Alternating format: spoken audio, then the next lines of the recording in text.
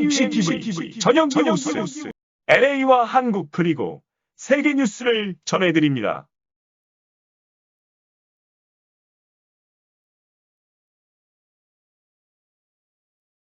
8월 18일 KUMC 뉴스입니다. 첫 번째 뉴스입니다.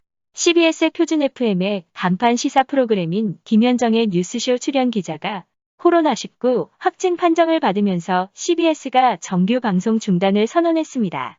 CBS 등에 따르면 해당 기자는 지난 17일 서울 목동 CBS 사옥 내 스튜디오에 직접 나와 뉴스쇼 프로그램에 출연한 뒤 18일 밤 늦게 확진 판정을 받았습니다. CBS는 확진 판정을 받은 기자와 같은 공간에 있었던 김현정 PD와 스태프 등을 자가격리하고 관련 매뉴얼에 따라 내근직 직원들에게 재택근무를 지시하는 셧다운 조치를 결정했습니다. 또 오늘 라디오 방송은 모두 음악방송으로 대체하고 모든 라디오 프로그램의 제작도 중단하기로 했습니다.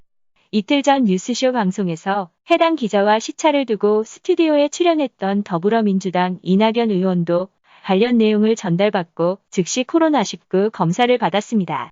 이 의원은 출연 당시 확진자가 썼던 의자와 마이크를 사용한 것으로 알려졌습니다. 이 의원 측은 검사 결과가 나올 때까지 전당대회와 관련한 모든 일정을 중단하기로 했다고 설명했습니다. 한편 이 의원 측 관계자는 방송사에서 이 같은 통보를 받고 전날 17일 아침 출연했던 CBS 라디오 프로그램 김현정의 뉴스쇼에서 먼저 출연했던 기자가 이날 저녁 코로나19 확진 판정을 받았다며 이런 내용을 전했습니다. 이 관계자는 이 의원은 확진자와 접촉은 없었지만 확진자가 사용했던 의자와 마이크를 사용했다며 방송국에서 이 같은 내용을 전달받고 바로 의료기관을 방문해 검사를 받았다고 했습니다. 이 의원은 이날 오후 의료기관을 방문해 코로나19 검사를 받았고 자택에 머무르며 검사 결과가 나올 때까지 모든 일정을 중단할 예정입니다. 이 의원은 이날 오후 CBS 사옥에서 김부겸 전 의원, 박주민 의원 등과 함께 당대표 후보 토론회에 참석했습니다.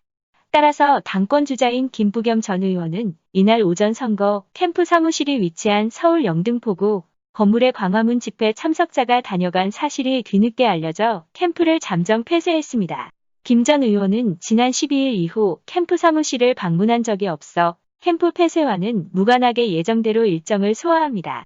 박주민 의원 측은 박 의원은 코로나 검사 대상이 아니지만 이 후보의 검사 결과가 나올 때까지 19일 오전 일정은 취소했다고 밝혔습니다.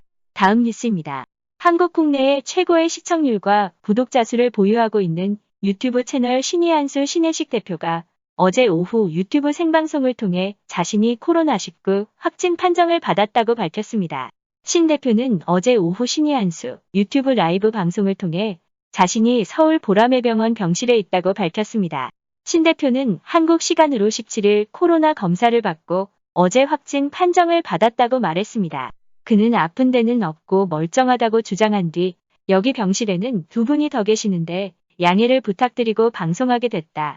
제가 이럴 것을 예상하고 방송 장비를 어제부터 준비했다고 했습니다.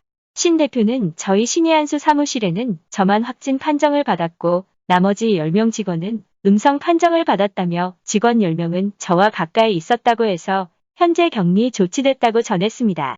신 대표는 현재 다인실에 있는데 판정이 잘못됐을 경우 어떻게 하나? 검사를 한 번 더 해야 하는 것 아니냐며 뭔가 불합리하다. 꼼꼼하게 체계적으로 관리해야 하지 않느냐. 엉망진창이다. 이런 식이면 전 국민을 자가 격리시켜야 한다고 주장했습니다. 신 대표는 코로나 검사가 100%다 맞느냐? 그래서 코로나는 보라매공원에 와서 걸렸다고 말할 것이라며 면회가 되나? 제대로 음식을 먹을 수 있나? 한마디로 이런 감옥에 넣어놓고 국민들에게 참으라고 할 수 있나? 있을 수 없는 일이 대한민국에서 벌어지고 있다고 주장했습니다. 이날 방송은 1만 5천여 명이 라이브로 시청했습니다. 코로나19 국면에서 구독자들에게 왜곡된 정보를 제공할 수 있다는 점에서 그의 방송은 논란이 예상됩니다. 보라매병원 관계자는 신 대표의 방송 소식을 전해 듣고 사실관계를 파악해 볼 것이라고 밝혔습니다. 다음 뉴스입니다. 민주당이 조 바이든 전 부통령을 대선 후보로 확정하는 전당대회의 첫날인 17일 도널드 트럼프 대통령은 격전지를 잇따라 찾으며 집중 견제했습니다. 그중 한 곳은 공교롭게도 민주당 전당대회가 열리는 위스콘신주였습니다. 통상 남의 집 축제 때는 주목받을 만한 언행을 하지 않으며 존중하는 것이 미 정가의 전통이지만 트럼프 대통령은 아랑곳하지 않으며 바이든 전 부통령을 난타했습니다. 트럼프 대통령은 이날 미네소타주 맨케이토와 위스콘신주 오시코시도 잇따라 찾았습니다. 연설의 상당 부분은 바이든 전 부통령에 대한 공격에 할애됐습니다. 극자의 꼭두각시, 사회주의의 트로이 목마 같은 거친 표현이 줄지어 쏟아졌습니다. 트럼프 대통령은 이번 대선은 역대 가장 중요한 선거다. 우리는 이 급진 좌파 미치광이들을 막아야 한다고 강조했습니다. 민주당 전부는 아니지만 일부는 파시스트라고도 주장했습니다. 중도 성향인 바이든 전 부통령에게 극자와 파시스트의 이미지를 더 씌우려는 시도로 보입니다. 극우를 뜻하는 파시스트를 극자와 동시에 가져다 쓴 셈입니다. 바이든 전 부통령과 부통령 후보인 카멀라 해리스 상원의원이 범죄를 지지한다며 자신은 범죄에 반대하고 경찰을 지지한다는 발언도 했습니다. 법 집행의 중요성을 강조하며 차별화를 시도한 것입니다. 트럼프 행정부 들어 개정된 한미 자유무역협정 FTA 도입 따라 공격의 소재로 동원됐습니다. 민주당이 전당대회에 사전 녹화된 연설을 쓴다고 조롱하면서 자신은 백악관에서 하는 수락연설을 생중계하겠다고도 했습니다. 트럼프 대통령의 이 같은 행보는 거머리 전략이나 다름없어서 바이든 캠프로서는 영신경이 쓰일 수밖에 없을 것으로 보입니다. 트럼프 대통령은 이날 폭스뉴스 인터뷰에서 상대의 당의 행사를 존중하는 관행을 따르지 않는 이유에 대해 가짜 언론 때문에 나도 어쩔 수 없다고 했습니다. 다음 소식입니다. 열파가 휩쓸고 있는 이곳 캘리포니아주 데스밸리에서 어제 54.4도에 이른 기록적인 온도를 나타냈다고 합니다. 이를 화씨로 환산하면 화씨 129.9도입니다. 이러한 어마무시한 온도는 지구 행성에서 신뢰할 수 있는 기온 기록으로는 최고치가 수립된 것으로 보인다고 영국 BBC, 스카이 뉴스 등이 17일 보도했습니다. 모하비 사막의 일부인 데스밸리 국립공원의 수치로 이러한 온도는 허니스즈, 용광로 크리크에서 나온 수치와 맞먹는 온도로 그곳에 설치된 미 연방기상청의 자동 온도기록소에 현지 시간으로 일요일 오후 3시 41분 찍혔다고 발표했습니다. 이 자동기록 수치가 정상적인 것으로 확인되면 같은 밸리에서 1913년 7월 10일에 나온 56.6도 이후 지구에서 가장 뜨거운 기온이 됩니다. 그런데 1913년 기온은 세계기상기구가 공식적으로 인정한 지구 표면의 최고 온도이긴 하지만 그 정확성에 의문을 표하는 전문가들이 오래전부터 있었습니다. 1922년 9월 리비아에서 58도의 기온이 보고되었지만 WMO는 조사 후 이를 인정하지 않았습니다. 1931년 7월에도 튀니지에서 55도가 보고되었지만 역시 정확성 문제가 제기되었습니다. 다음 뉴스입니다. 미국에서 코로나19 백신과 관련한 음모론이 심화되면서 일부 유명 인사들까지 음모론에 불을 지피고 있는 것으로 알려졌습니다.